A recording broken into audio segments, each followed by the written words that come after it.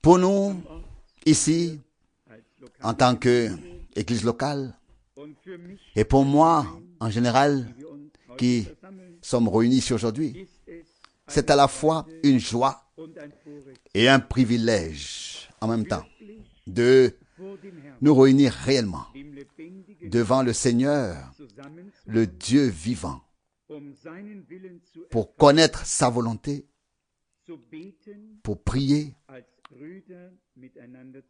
en tant que frères, parler ensemble, chercher, trouver, recevoir les réponses de la part de Dieu dans sa parole. Nous avons placé cette réunion de frères sous ce thème et tous sont invités. Donc tous les frères sont invités. Tous ceux qui reconnaissent la parole de Dieu comme leur absolu. Tous les frères sont invités, qui acceptent les Saintes Écritures comme la parole de Dieu et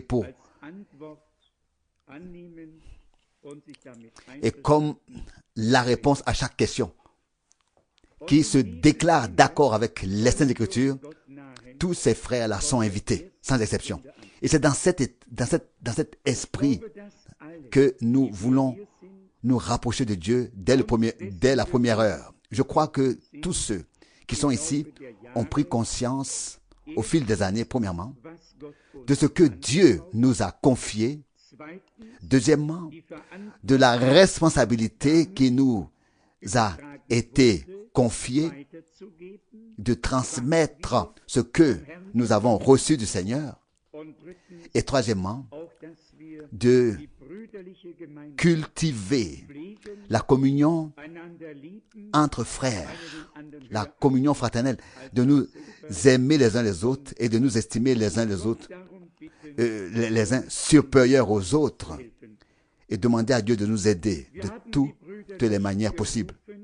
Donc que chacun considère l'autre supérieur à lui-même. Nous n'avons pas appelé les frères pour que quelqu'un pour les instruire. Non, nous avons appelé les frères pour prier ensemble devant la face de Dieu, pour lire, pour parler ensemble et comme nous l'avons déjà dit, pour connaître la volonté de Dieu et la mettre en pratique ensemble.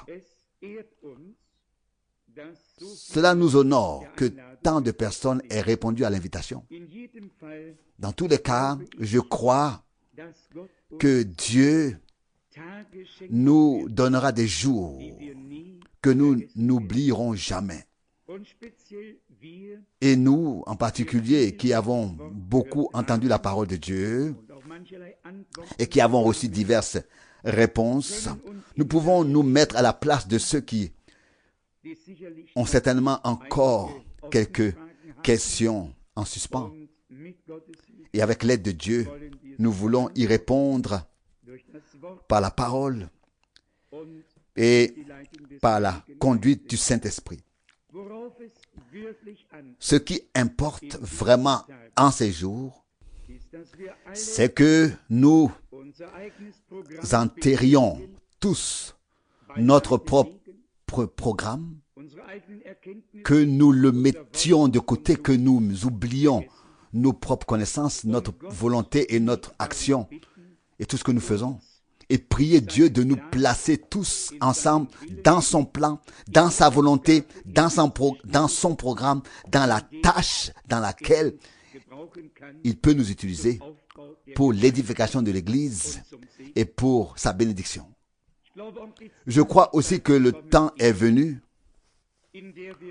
où nous devons comprendre que l'union dans l'esprit, dans la parole, dans la foi, dans l'enseignement, en tout, doit être là et sera là. Que nous parlions vraiment le même langage. Et ça, c'est la langue de Dieu. Le langage de Dieu, oui, que nous donnions la parole à Dieu. Que nous le laissions s'exprimer car la plupart des gens parlent de Dieu. Mais Dieu a aussi ceux par qui il peut parler lui-même. Des gens, des personnes par qui il peut transmettre sa parole. Révéler sa volonté et les utiliser pour bénir les autres. Notre frère bien-aimé Rousse a choisi 2 cantiques que nous avons chantés ensemble. Et tous 2 nous indiquent déjà la direction dans laquelle nous devons aller. À savoir d'être revêtus de la puissance d'en haut pour servir, pour le ministère. Un service aujourd'hui dans l'Église ne sera certainement pas plus facile, mais plus difficile que c'était au commencement. Et je vais vous dire pourquoi. À l'époque, autrefois, les événements avec notre Seigneur étaient si frais, si vivants, si présents. Sa souffrance, sa mort, sa résurrection, sa montée au ciel, l'effusion du Saint-Esprit. Nos frères et sœurs ont tout expérimenté, ont vécu cela personnellement, toutes ces choses. Pour eux, c'était une chose sublime de témoigner et de dire, nous étions là, nous l'avons vu, nous l'avons entendu, nous l'avons expérimenté et vécu. Et lorsque l'Esprit est venu sur eux et qu'ils ont annoncé les grands de merveilles de Dieu, ils savaient qu'ils parlaient des choses fraîchement arrivées, qui étaient connues parmi le peuple. Des milliers de personnes ont suivi le Seigneur. Ce ne sont pas tous qui le suivaient entièrement, mais c'était connu dans tout Jérusalem, en Judée, en Samarie, et même dans tout le pays et ses environs, ce qui s'était passé autrefois. Lorsque la foule s'est rassemblée le jour de la Pentecôte et que la première prédication a été prononcée, 3000 personnes ont immédiatement consacré leur vie au Seigneur et sont venues. Nous avons derrière nous une époque d'apostasie, une époque de dénomination, une époque où l'on a critiqué la Bible comme, dans laquelle la Bible est critiquée comme on aurait difficilement pu l'imaginer. Une époque où notre Seigneur a été et est encore tellement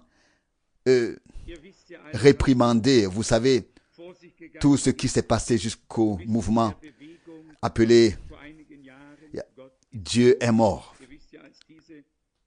d'il y a quelques années. Vous savez bien que lorsque ce mouvement a traversé le pays, s'appelant « Dieu est mort », tout un mouvement. Donc nous vivons dans une époque où nous avons besoin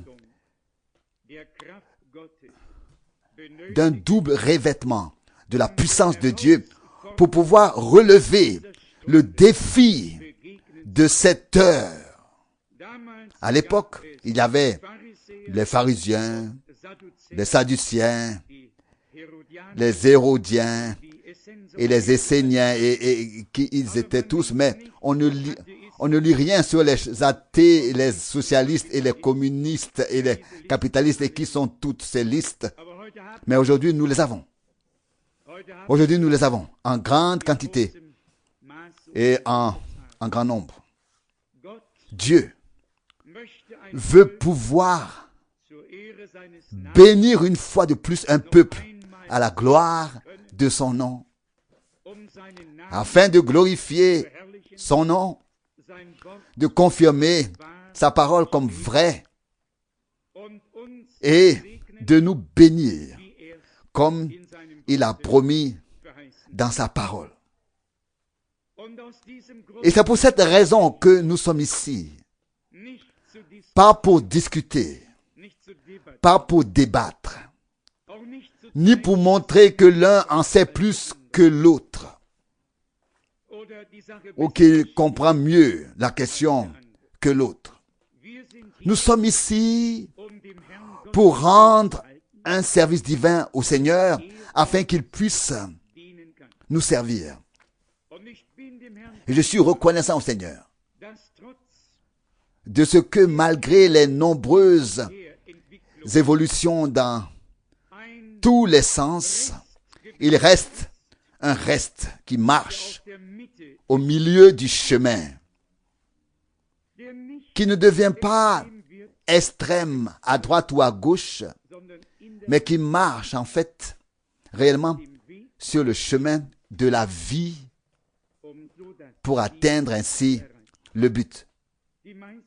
La plupart des gens sont en effet à la recherche de spécialités et quand l'une ne tire plus, la suivante arrive et quand elle ne tire plus, une autre arrive.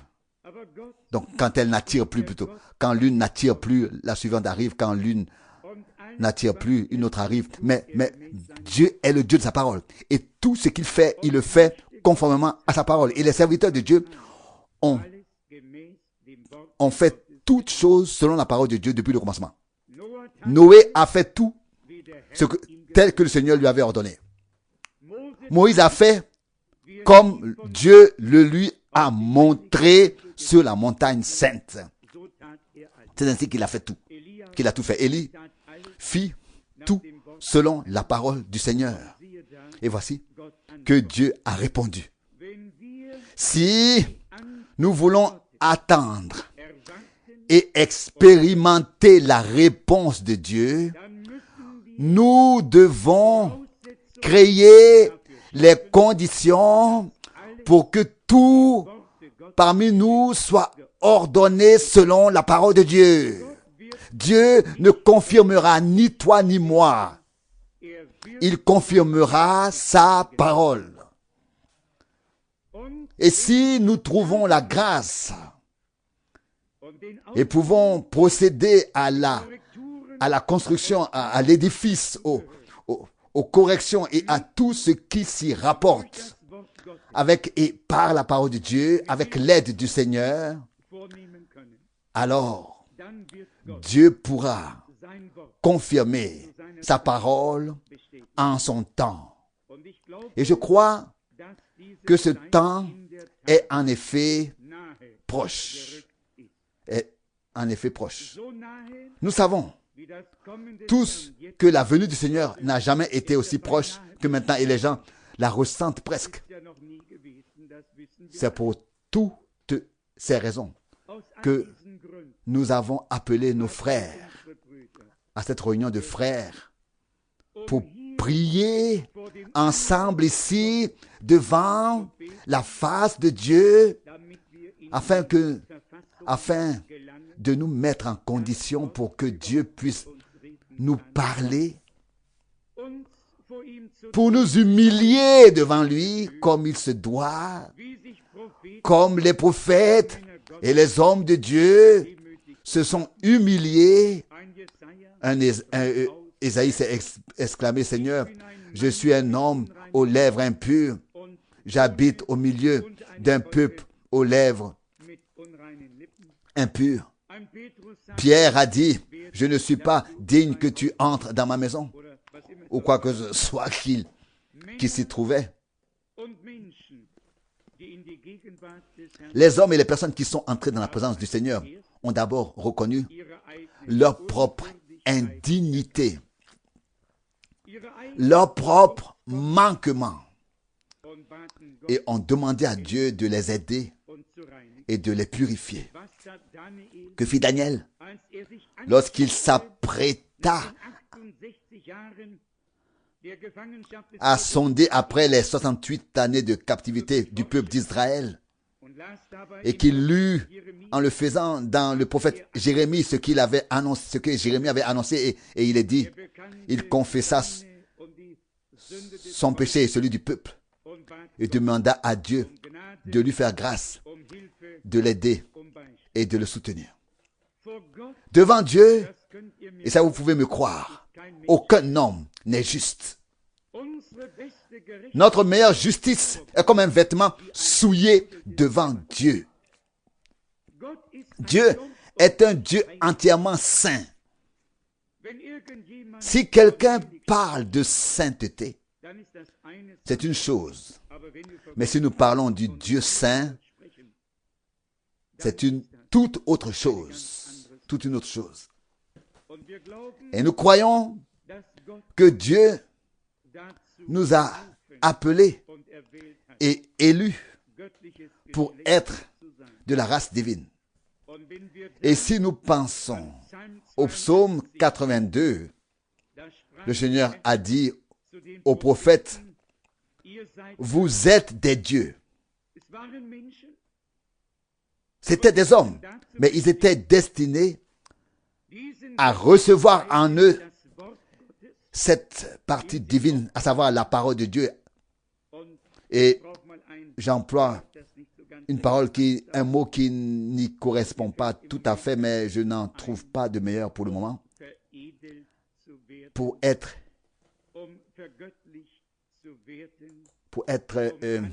ennobli, être divinisé et à avoir part à la nature divine elle-même. Si nous considérons les prophètes, ils étaient extérieurement des hommes. Mais dans leur âme se trouvait le contenu divin de la parole qui importait. Ils ont tous déposé l'enveloppe corporelle. Et il est dit, vous êtes des dieux, mais vous mourrez comme des hommes. Je vais vous le lire dans le psaume 82 pour que vous sachiez que c'est écrit ainsi.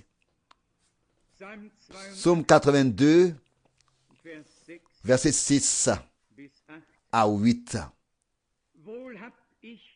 J'ai bien dit moi-même que vous êtes des dieux, tous des fils du Très-Haut. Pensez à cela, déjà dans l'Ancien Testament. Tous, vous êtes des fils du Très-Haut, pas seulement dans le Nouveau, mais déjà dans l'Ancien Testament. Fils du Très-Haut, tous. Néanmoins, vous mourrez comme des hommes ordinaires et vous tomberez comme n'importe lequel des princes. Qu'est-ce que c'était? Des dieux, des fils du Très-Haut, mais encore sur terre, encore sous forme humaine. L'achèvement, la perfection n'était pas, en effet, n'était pas encore arrivé. Le Golgotha n'avait pas encore eu lieu dans le Nouveau Testament. Notre Seigneur a mis en évidence cette parole dans l'évangile de Jean, le chapitre 10, et nous montre qui étaient ces hommes qui étaient désignés des dieux et des fils du Très-Haut. Jean chapitre 10, du verset 34. Jésus leur répondit, n'est-il pas écrit dans votre loi, j'ai dit, vous êtes des dieux?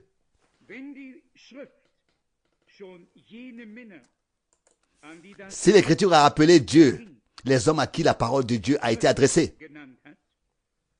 verset 35, et l'Écriture ne peut pas perdre sa validité. Comment pouvez-vous donc accuser de blasphème celui que le Père a consacré et qu'il a envoyé dans le monde? Parce que j'ai dit, je suis le Fils de Dieu. De quoi s'agit-il ici? Il s'agissait d'hommes, mais d'hommes qui ont reçu la substance divine. Oui, la substance divine. Qui sommes-nous? Nous sommes des hommes. Et parfois bien misérables. Mais nous avons fait une chose. Nous avons accepté avec une foi totale ce que Dieu nous a donné. Nous avons reçu la substance divine en nous, car la parole de Dieu n'est pas une lettre morte. La parole de Dieu est esprit et vie. Et parce que nous avons reçu cette parole de Dieu en nous, Dieu a produit La vie en nous par l'Esprit. Par l'Esprit. Nous ne voulons pas parler de cela maintenant. Je voudrais m'adresser aux frères bien-aimés qui nous ont honorés de leur visite. En particulier lorsque les frères du Zaïre m'ont dit qu'ils étaient prêts à payer leur billet eux-mêmes et à venir. Cela m'a beaucoup ému. Et que Dieu les bénisse. Nous pouvons imaginer qu'il n'est pas si facile d'habiter dans un pays africain et de dire ensuite nous venons. Et nous pouvons payer notre billet. Dieu les a certainement bénis. J'aimerais lire le psaume 133. Et ensemble, nous allons demander à Dieu d'accomplir cette parole par grâce au milieu de nous ces jours-ci. Psaume 33. Psaume 133, pardon. Psaume 133. Voyez comme il est beau, comme il est doux de voir des frères habiter unis ensemble dans la paix.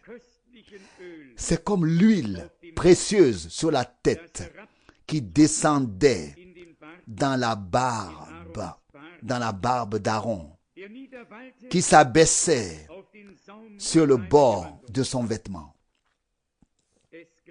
Elle est semblable à la rosée d'Hermée qui tombe sur les montagnes de Sion, car c'est là que Dieu a envoyé la bénédiction, la vie jusqu'à l'éternité.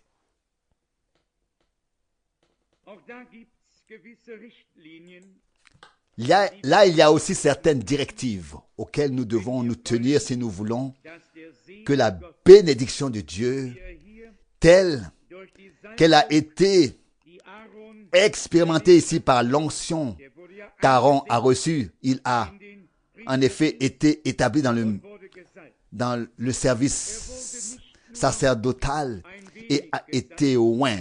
Il n'a pas seulement été oint un peu comme nous le faisons lorsque nous prions pour les malades et les oignons avec de l'huile. Il a été oint avec une abondance telle que l'huile d'onction coulait le long de sa barbe et se terminait dans le bord de son vêtement. Il a été oint de la tête aux pieds, entièrement, pour être ainsi mis au service de Dieu. Au service de Dieu. Nous y croyons, car il est dit de notre Seigneur qui devait également accomplir son ministère, qu'il a été oint du Saint-Esprit et qu'il est ensuite parti.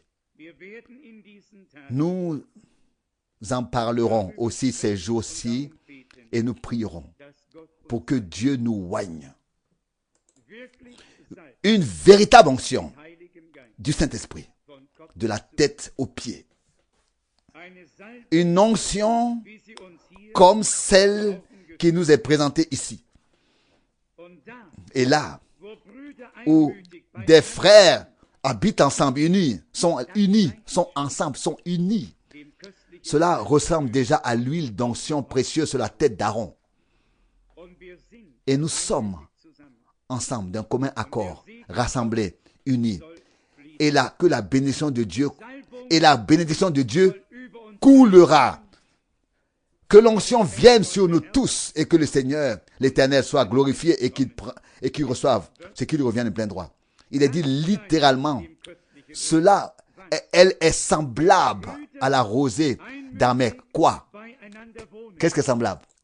Lorsque des frères habitent ensemble, d'un seul cœur, d'une seule âme, unis, en paix, c'est là qu'il y a l'onction et qu'il y a la bénédiction. Et là où Dieu se trouve, là il y a l'onction. Là où Dieu est, il y a l'onction. Là où Dieu est, là il y a la bénédiction. Et là où Dieu est et où son peuple se soumet à lui, là est aussi l'union.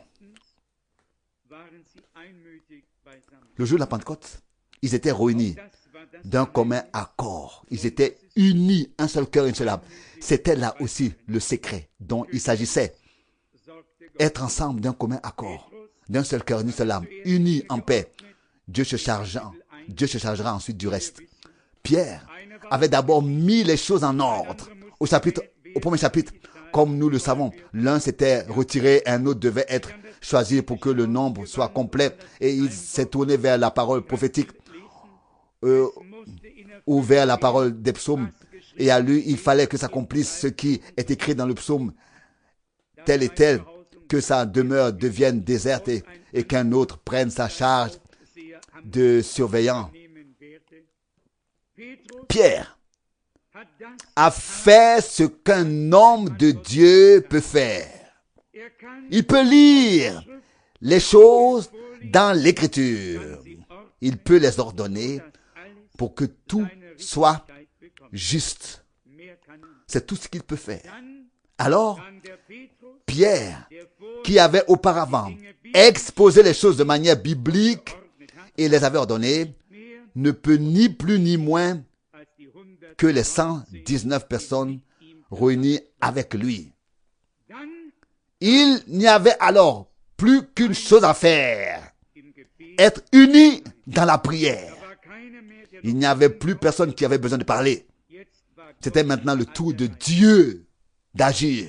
Maintenant, Dieu a répondu. Et je pense que nous avons compris que c'est à peu près ce qui se passe maintenant.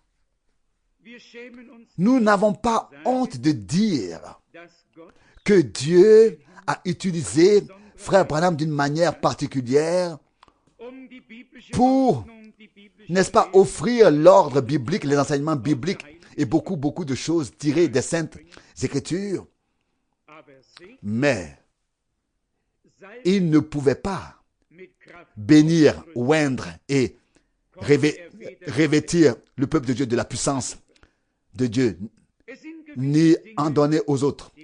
Ce sont certaines choses que Dieu demande à un homme de faire. Et une fois que cet homme de Dieu a fait ce que Dieu lui a demandé de faire, alors l'homme n'a plus rien à faire. Alors c'est Dieu qui commence à agir.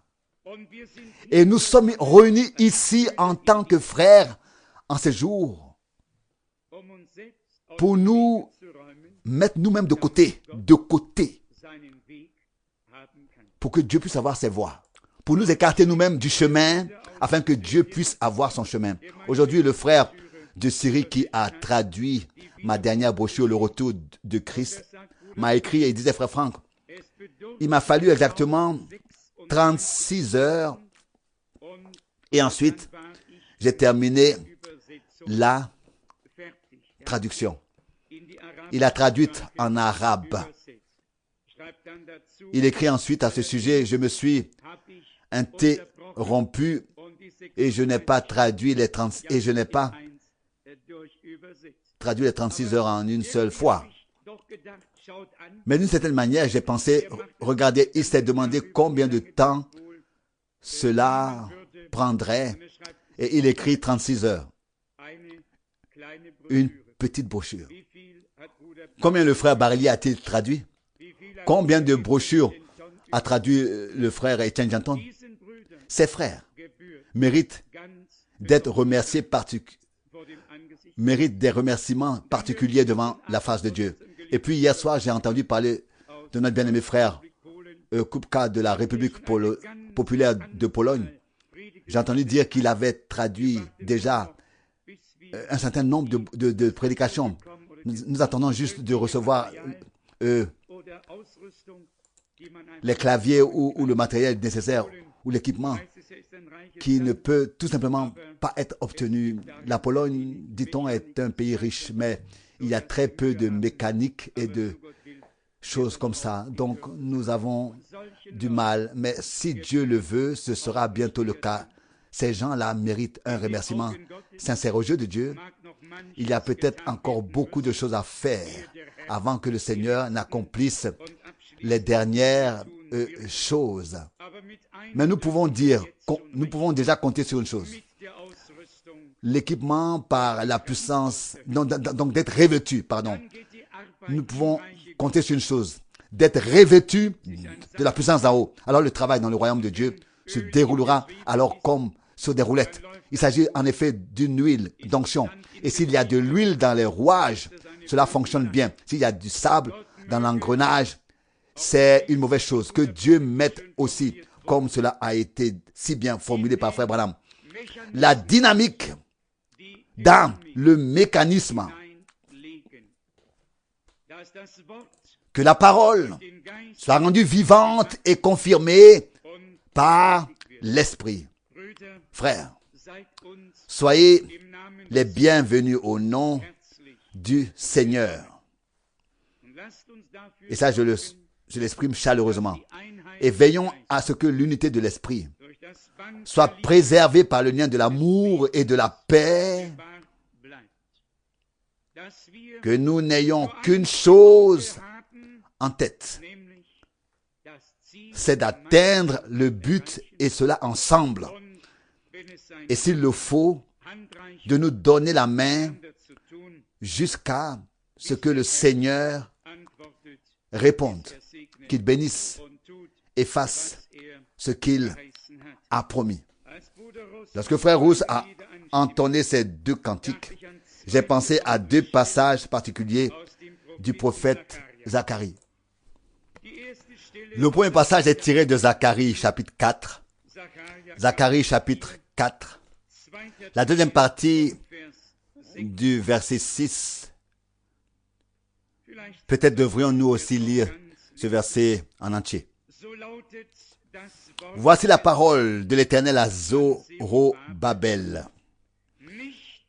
Ce n'est ni par la puissance d'une armée, ni par la force, mais par mon esprit que cela se fait, dit l'Éternel des armées. Ce n'est pas par la puissance d'une armée, ni par la force, mais par l'Esprit de Dieu. Il est écrit ici, ensuite au chapitre 10, Zacharie chapitre 10, verset 1. Dans le premier cantique, nous avions chanté plus de bénédictions qu'elles puissent se déverser. Zacharie chapitre 10, verset 1. Demandez à l'Éternel la pluie dans le temps de la pluie de l'arrière-saison et de la pluie de l'avant-saison. L'Éternel qui crée les nuages d'orage et leur donne des trompes d'eau vous enverra une abondante pluie pour toute plante poussant dans les champs. En particulier, le commencement de ce verset, le début, demandez à l'Éternel la pluie dans le temps de la pluie de l'arrière-saison et de la pluie de l'avant-saison. Nous savons que dans le naturel, dans la nature, l'agriculteur a besoin de la pluie avant de semer. Si la pluie ne vient pas, comment semer? La pluie est nécessaire. De même, nous savons que la pluie de l'arrière-saison arrive avant la récolte et qu'elle est puissante et qu'elle est accompagnée d'un bon orage et que Dieu puisse nous l'accorder. La pluie de l'arrière-saison viendra parce que Dieu l'a promise. Tout ce que Dieu a promis s'accomplira. Je voudrais nous faire part d'une parole que ce frère de la Syrie m'a écrite pour me soutenir dans la foi, pour m'encourager. Il a aussi demandé à tout le monde il m'a demandé de saluer tout le monde. Genèse chapitre 15, verset 1. Genèse chapitre 15, verset 1. Genèse 15, verset 1. Après cela, la parole de l'Éternel vint à Abraham en une vision. Ne crains pas, Abraham, car je suis ton bouclier. Je suis ton bouclier, ta récompense sera très grande. Le frère a écrit qu'il avait vérifié dans le dictionnaire que cette expression « ne crains pas » figure 365 fois dans la Bible. Puis, il dit ou demande, se pourrait-il que le Seigneur ait voulu nous dire pour chaque jour de toute l'année, ne crains pas, car je suis avec toi. Ta récompense sera très grande. Il y a certaines choses dans les Écritures qui nous touchent. Vous savez, Abraham est revenu d'une victoire sur tous ses rois et ainsi de suite. Mais vous savez très bien que lorsqu'on affronte tant de peuples comme petits, combien était-il? 300 et tant d'hommes, probablement, il y avait des armées de quelques nations. Et peut-être aurait-il pu se dire, eh bien, s'ils s'unissent et à nouveau et reviennent, ils pourraient, n'est-ce pas, nous rendre l'appareil. Mais le Seigneur a dit, ne crains rien, Abraham, je suis ton bouclier. Vous savez ce que c'est qu'un bouclier? Autrefois, on avait le bouclier à la guerre pour ne pas être touché. Aujourd'hui, c'est très différent. Mais la Bible est déjà un livre très ancien. Si nous pensons au chapitre 6 d'Éphésiens, il est écrit que nous devons prendre le bouclier de la foi pour pouvoir éteindre toutes les flèches du malin. Et c'est ce que nous voulons faire en ce moment, en ces jours. Nous ne nous contentons pas de le dire, c'est vrai, Jésus est vainqueur. Il a vaincu la mort et l'enfer et est ressuscité le 3e jour. En tant que frère, je voudrais lire Éphésiens 6. Et vous souhaitez cela de tout cœur, comme accomplissement dans votre vie. Éphésiens 6, verset 14. Tenez-vous donc là, ayant la vérité pour ceinture, au rein. Si nous lisons la lettre de Timothée, il est dit, le temps viendra où l'on se détournera de la vérité et où ils s'accumuleront des docteurs sur docteurs. Et ici, nous sommes avertis. Tenez-vous donc là, ayant la vérité pour ceinture, au rein. Cela n'a peut-être pas sa place ici, mais j'ai toujours attaché ma ceinture complètement. Si je vois un homme, pardonnez-moi, si quelqu'un ici, ne m'en voulez pas, si je vois quelqu'un qui n'a pas de ceinture, je ne sais pas si c'est un homme. Ne m'en voulez pas, mais quand je lis ici, j'en ai encore vu un, pardon. Ne prenez pas cette remarque trop au sérieux. Il est écrit, soyez donc, tenez-vous donc là, ayant la vérité pour ceinture au rein. Ce que Dieu a fait pour nous doit être expérimenté par nous et être en place, être bien en place en nous, sur nous. Il ne peut pas, ça ne peut pas se balancer. Et cela doit être assis, ça doit être fixé. Imaginez-vous que quelqu'un parte à la guerre sans ceinture, sans ceinturon, et que sa tenue soit emportée aux 4 vents. Cela ne va pas du tout. En tant que combattants dans le royaume de Dieu, nous devons être saints. La cause doit être solide. Elle doit être solide. Elle ne doit pas bouger d'un côté à l'autre. Et elle ne doit aussi pas être adaptée à nous. Il ne faut pas que ce soit ce que Saül a fait à David en lui donnant une armure qui ne lui convenait pas du tout. Que chacun soit équipé, revêtu pour sa mission et sa tâche avec l'armure que Dieu lui a donnée. C'est écrit ici, ceinturé aux hanches. Avec quoi? Avec la vérité. Solidement ceint de vérité. Non pas un paquet de mensonges qui serait encore retenu par une quelconque corde, qui serait aussi tordu que les mensonges le sont en eux-mêmes, mais ceinturé de vérité. ayant la vérité pour ceinture au sein, au rein, au rein. Et qu'est-ce que c'est que la vérité? La vérité, c'est la parole de Dieu. Amen. Amen.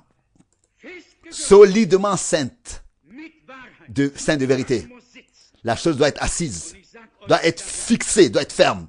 Et je vais vous dire, ce qui est fixe, c'est la parole de Dieu. Chaque parole de Dieu est pure, est vérité, est fixe. Et nous devons être revêtus de la parole de Dieu. Avez-vous entendu cela? Être revêtus de la parole de Dieu. Je continue à lire. Revêtus de la cuirasse, de la justice. Qu'est-ce que c'est? Qu'est-ce que c'est? Nous aussi, nous avons besoin d'une armure pour en être revêtus. Quelle justice? La tienne ou la mienne? Non, la justice qui est valable devant Dieu. Justifié par la foi en Jésus-Christ, notre Seigneur. Les justes à leurs propres yeux ne sont pas saints de vérité, mais ceux qui sont justifiés par Dieu sont saints de vérité et revêtus de la cuirasse de la vérité. Cuirasse de la justice, pardon. Maintenant, c'est au tour des pieds, chaussés aux pieds de la disposition à proclamer le message de paix du salut. Cela aussi en fait partie. Cela aussi en fait partie. Les soldats ont des chaussures spéciales avec lesquelles on peut passer à travers l'épaisseur de la minceur, et l'épaisseur et la minceur. Elles aussi doivent être bien ajustées, les chaussures. Elles sont aussi lacées, je l'ai moi-même bien vu. Elles doivent être bien fixées dans le royaume de Dieu. Tout doit être ajusté. Et je crois que Dieu veut nous y amener. Et nous avons déjà parcouru tout un chemin avec lui dans une prédication également de frère Branham. Je m'excuse de le citer plusieurs fois aujourd'hui, mais il a parlé de ceci. Lorsque l'aigle prend son envol, toutes les plumes détachées doivent être enlevées avant, afin qu'il puisse aussi s'envoler correctement. Dieu a veillé à ce que tout ce qui n'avait pas sa place soit retiré et qu'il ne nous reste vraiment que ce qui peut tenir, ce qui peut subsister devant Dieu. Et c'est ce que Dieu et c'est justement ce qui peut subsister devant lui, c'est ce qu'il nous a donné justement. Personne n'a rien apporté de lui-même. Nous sommes venus comme des vases vides et nous avons reçu de Dieu tout. Au verset 16, à tout cela, saisissez encore le grand bouclier de la foi. Le Seigneur dit à Abraham, ne crains rien. Je suis ton bouclier. Lui, le Seigneur, se tenait devant Abraham, se présente à lui et lui dit qu'il est son bouclier. Il se tenait devant Abraham. Rien ne pouvait arriver à Abraham. Son bouclier se tenait devant lui.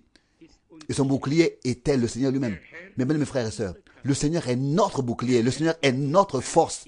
Le Seigneur, il est devenu tout. Il est pour nous tout en tous. Il est encore dit ici, à tout cela, saisissez encore le grand bouclier de la foi. Comment pouvons-nous le faire? Vraiment seulement par la foi. Seulement par la foi. Avec lequel vous pourrez éteindre tous les projectiles incendiaires du malin. Le malin tire en effet de toutes ses forces. Et ce sont tous des projectiles incendiaires. Partout où il frappe, il y a le feu. Il y a le feu. Mais Dieu a donné un équipement, un revêtement, une armure pour cela. Et nous pouvons alors éteindre ou même faire s'éteindre les choses par la grâce de notre Dieu. Mais cette armure, que Dieu puisse nous la donner en ces jours. Ça, c'est notre prière à tous. Et nous demandons aussi aux frères et sœurs de se souvenir de nous, que nous soyons revêtus en ces jours et que nous ne soyons plus les mêmes. Le verset 17, il est écrit, « Prenez et revêtez-vous aussi du casque du salut et de l'épée de l'esprit, à savoir la parole de Dieu. » Certes, le casque d'acier fait aussi partie de l'équipement, de l'armure. Prenez le casque du salut. Prenez sur vous le casque du salut. Prenez et revêtez-vous aussi du casque du salut et de l'épée de l'esprit, à savoir la parole de Dieu. Là aussi, je pense à cette expression de notre bien-aimé frère. Il disait,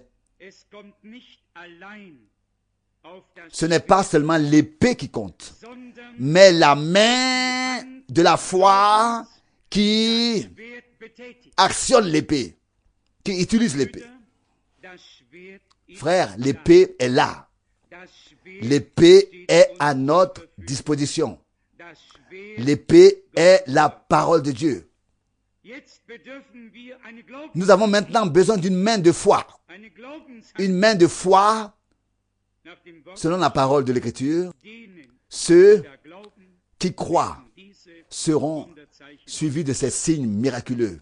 Voici les signes qu'accompagneront ceux qui auront cru. Que Dieu nous fortifie en ces jours. La main de la foi, afin que nous tenions correctement l'épée de l'esprit. Comme nous sommes correctement saints, solidement saints, les chaussures doivent être à notre mesure, casque du salut, toute l'armure doit être en place. Je veux dire que le temps doit venir tranquillement, où nous n'avons pas peur de l'ennemi, mais où il doit avoir plutôt peur de nous, pas de nous, mais de Dieu en nous. Je vous le dis, de même que le Christ était le temple de Dieu et que Dieu parlait, agissait et se révélait, se manifestait à travers lui, et qu'il pouvait dire, détruisez ce temple et en 3 jours, je le rebâtirai. Les gens dirent alors, cela fait 46 ans qu'on construit ce temple et il veut le rebâtir en 3 jours. Il parlait du temple de son corps. Nous sommes le temple de Dieu, le temple du Saint-Esprit. Et ça, je vais vous le dire. Que le diable ait du respect pour moi ou non, cela m'est égal. Mais je sais une chose, qu'il doit respecter Dieu et la parole de Dieu. Il le faut. Il n'a pas d'autre choix. Notre Seigneur a écrasé la tête du vieux dragon, du serpent ancien, du diable, de Satan, et nous a délivrés de l'emprise de Satan, du royaume des ténèbres, et nous a fait entrer dans le royaume de Dieu. Nous sommes dans le royaume de Dieu. Et qui est le chef dans le royaume de Dieu? Dieu lui-même. Proclamez, Dieu est roi parmi son peuple. Le Seigneur est notre roi. Il est roi dans son royaume. Et maintenant, voici l'invitation du verset 18. Priez en tout temps dans l'esprit, avec des demandes et des supplications de toute espèce. Et veillez à cet effet en toute persévérance. Très, très important. Jamais nous ne devons être aussi vigilants que dans la prière. L'ennemi ne peut jamais s'infiltrer aussi vite, ni murmurer aussi vite des choses dans nos pensées qui peuvent ensuite provoquer une catastrophe si nous les prononçons.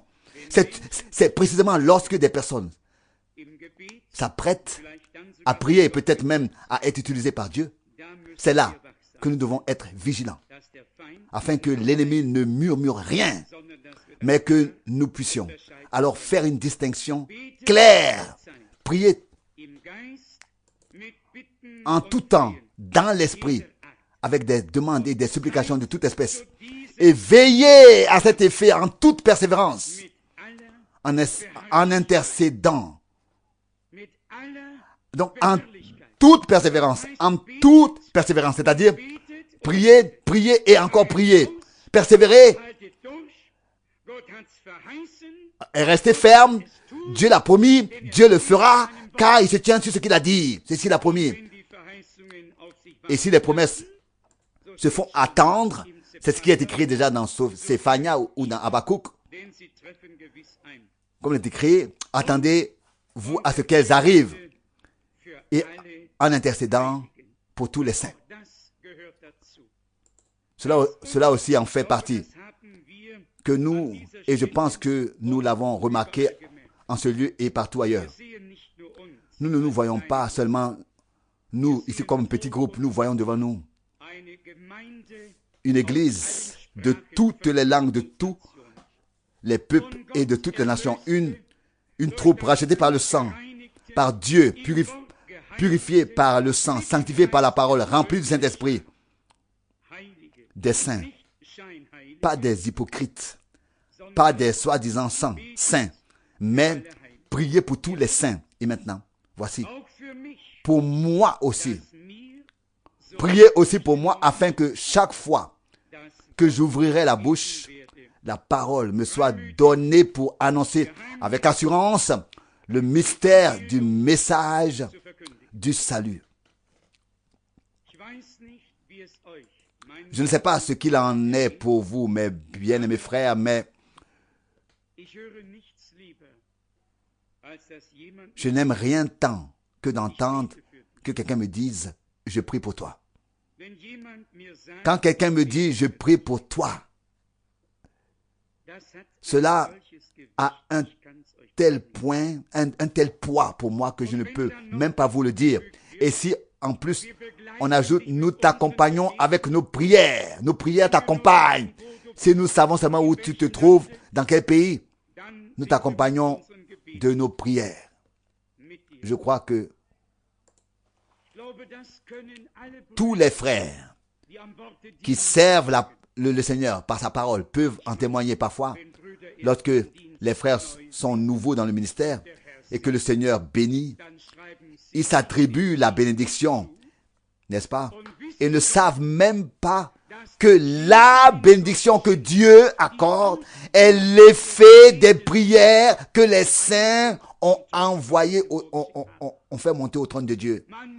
Il faut toujours en être conscient que ce n'est pas nous, mais que c'est Dieu. Et qui fait bouger le bras de Dieu? Les priants. Les priants sont des faiseurs de miracles, chante un auteur de cantiques. Lorsque nous annonçons le mystère du message du salut, vous savez que beaucoup annoncent un évangile. Paul ne cesse de parler du mystère. Si l'on prenait maintenant ce mot mystère, et si l'on lisait uniquement l'épître aux Éphésiens à ce sujet, combien de fois il y apparaît? Avez-vous déjà entendu un pasteur réformé ou un pasteur luthérien parler du mystère de l'évangile? Déjà, avez-vous entendu parler du mystère du Christ? Qu'est-ce que c'est? Dieu a des hommes sur terre qui ne parlent pas seulement du Christ, qui connaissent le mystère du Christ par révélation. Oui, à qui la révélation de Jésus-Christ a été donnée. Il y en a beaucoup qui prêchent l'évangile. Oui, écoutez-les. Nous pouvons tous nous y cacher. Nous pouvons tous nous cacher quand on les écoute. Mais quel est le mystère de l'évangile? Quel est le mystère qui était caché avant même la fondation du monde et qui a ensuite été révélé à ses saints? Éphésiens chapitre 3, verset 9. Afin de donner tout l'éclaircissement, à savoir quel est l'objectif lié à la réalisation du mystère qui a été caché depuis le commencement des temps en Dieu, le créateur de toutes choses. Éphésiens 3, 9. Oui, il était caché en Dieu. Et quand a-t-il été révélé? Comment a-t-il été révélé? En Dieu, c'était caché. Mais en Christ, c'est devenu manifeste. C'est en Christ que ça a été révélé. Il y a des passages de l'Écriture qui, après avoir été révélés, prennent une toute autre signification pour nous, n'est-ce pas, frères? Il y a des passages de l'Écriture qui n'ont pas été mis en lumière pendant si longtemps et qui, tout à coup, prennent une importance que l'on n'avait pas vue auparavant et que l'on n'aurait pas soupçonné. Bien-aimés, je ne voulais pas prêcher, je voulais seulement venir ici et lire les Écritures tout simplement, mais cela fait partie du mandat et que Dieu puisse faire en sorte que cela produise l'effet pour lequel c'est envoyé. Permettez-moi de lire encore le deuxième verset, ou ici le paragraphe, le verset 20 seulement, dans Éphésiens 6, verset 20. Éphésiens 6, verset 20. Mystère pour lequel, même enchaîné, je suis un messager dans le but de donner une franche confession de foi, comme il me convient de parler. Nous voulons aussi l'être tous. Nous ne voulons pas seulement courir sans avoir été envoyés. Nous ne voulons pas partir sans avoir été envoyés. Nous voulons partir parce qu'il nous a été ordonné de partir. Nous ne voulons pas seulement parler, nous voulons parler parce qu'il nous a été donné de dire ce que Dieu veut dire. Et s'il est écrit ici, au verset 19, priez aussi pour moi, etc., etc. Ensuite, au verset 20, pour lequel même enchaîné, je suis un messager. Pour lequel même enchaîné, je suis un messager. Donc un apôtre, ou bien alors un apôtre, c'est la même chose, afin de faire en lui, donc faisant référence au message du salut, de faire en lui une franche confession de foi comme il me convient de parler. Ça, c'est ma prière. Et je voudrais transmettre cette requête et je crois que c'est la prière et la requête de nos bien-aimés frères qui nous ont visités, qui nous ont rendu visite. Nous ne voulons pas seulement prêcher. Nous voulons prêcher au nom du Seigneur. Nous ne voulons pas seulement prêcher l'évangile, mais l'évangile de Jésus-Christ. Par révélation, en accord avec tous les apôtres et prophètes. Nous croyons que la fin sera égale au commencement. Frères bien-aimés, si nous regardons à nous-mêmes, à notre néant, et que nous nous rendons compte ensuite de la grande tâche à laquelle Dieu nous a appelés, nous pourrions, n'est-ce pas, faire nos valises et dire, Seigneur, ce n'est pas possible. Ce n'est pas possible. C'était des hommes de Dieu qui ont dit à plusieurs reprises, je ne peux pas parler, ou bien je suis trop jeune, ou bien alors je ne peux pas. Et puis le Seigneur a parlé. Et c'est le Seigneur qui leur a donné de la force pour le service ou le ministère. Frère, nous aussi, nous ne voulons pas regarder à nous-mêmes, mais au Seigneur. Celui qui a appelé, celui qui a envoyé, celui qui nous a donné sa parole par grâce. Et nous voulons lui demander de ne pas seulement nous oindre comme beaucoup ont été oints, mais de nous oindre entièrement, de la tête aux pieds, comme Aaron a été oint. Au début de l'Église du Nouveau Testament, comme au début du Nouveau Testament, de l'Église du Nouveau Testament, être oint pleinement du Saint-Esprit. Et on pouvait sentir que la puissance de Dieu était manifestée. Nous croyons que Dieu va manifester sa puissance. Et même si nous ne connaissons pas la prochaine étape, Dieu la connaît bien. Sois calme, mon cœur. Dieu connaît la prochaine étape. Puisse le Seigneur utiliser ces jours pour nous bénir tous avec puissance et être avec nous tous. Demain matin, nous serons ici en tant que frères à 10 heures. Demain après-midi, peut-être 14h, 15h ou 14h30, on verra. Demain soir encore, de nouveau. Et le soir, je ne sais pas comment ce sera. Si nos frères et sœurs voulaient venir, peut-être l'un ou l'autre frère serait-il prêt à dire quelque chose? Ou bien devrions-nous laisser cela jusqu'à samedi? Nous n'avons pas parlé, je suis désolé, frère, que nous n'ayons pas parlé du déroulement. Nous voulions simplement prendre les choses comme elles viennent. Les journées de la fraternité sont prévues pour demain et après-demain, des journées fraternelles, et samedi soir, nous serons tous là pour la réunion. Vous tous, dans des réunions de frères auront lieu jusqu'à samedi, et samedi soir, ce sera la réunion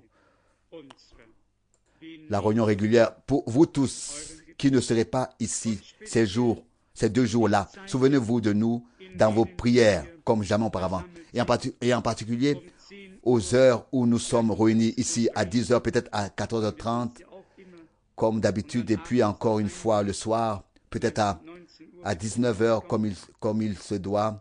Souvenez-vous de nous à ce moment-là, spécialement. Pensez à nous. Dieu doit être reconnu à sa juste valeur et recevoir ce qu'il aurait de plein droit. Et nous aimerions faire tout ce que le Seigneur nous a demandé de faire pour pouvoir ensuite vraiment dire, nous avons tout fait selon ta parole. Et qu'ensuite, nous nous contenterons de regarder comment Dieu, lui, ensuite pourra confirmer sa parole.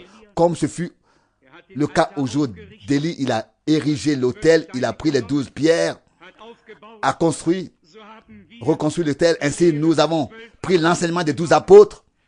Nous avons construit l'autel de Dieu dans l'église du mieux que nous pouvions. Maintenant, qu'il nous aide et qu'il utilise aussi ces jours pour cela. Amen. Levons-nous et adorons.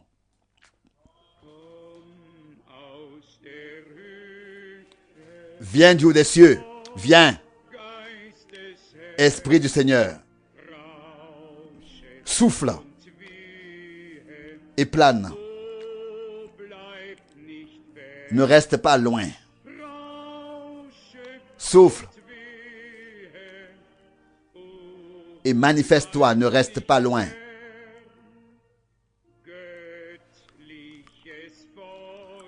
Feu divin tombe sur nous. Tu nous es précieux. Don céleste. Tu nous es précieux. Don céleste.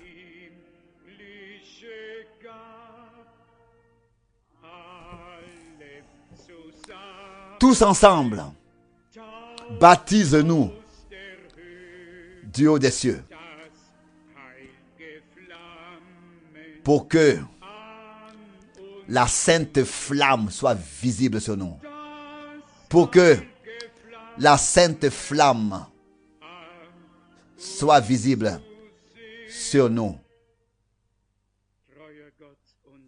Dieu fidèle et Seigneur, ensemble nous te remercions en ce que nous, ton peuple, le troupeau de ta main, puissions recevoir les paroles que tu as prononcées comme nous étant personnellement adressées. Nous pouvons les accepter. Tu as dit, ne crains pas. Je suis ton bouclier. Ta récompense sera très grande. De même, toutes les autres paroles de l'Écriture, ce n'est pas par la puissance d'une armée, ni par la force, mais par ton esprit que cela se fera. Non pas par la parole des hommes, mais par la parole de Dieu. Non pas par la lettre, mais par la révélation de l'esprit. Nous te remercions pour cela. Seigneur bien-aimé, il t'a plu de révéler ton propre mystère qui était caché de toute éternité en toi, Dieu est créateur de toutes choses, et qui a ensuite été révélé. Et par le mystère de la prédication de l'évangile, de Jésus-Christ, c'est tout le mystère de Dieu qui est proclamé. Ah Seigneur, comme il est profond, comme il est large, tout ce que tu as dit est révélé. C'est Sauveur bien-aimé, nous te prions aussi pour que le psaume 133 soit accompli en ce lieu, en ces jours. Qu'il serait vraiment agréable que des frères habitent ensemble, unis d'un commun accord, dans la paix. Éloigne de nous tout esprit de raison, tout esprit de dispute, tout esprit. Éloigne de nous tout esprit et accorde-nous le Saint-Esprit. Oins-nous d'une onction sainte, plus puissante que jamais auparavant. Seigneur bien-aimé, aie ton chemin au milieu de nous. Amen.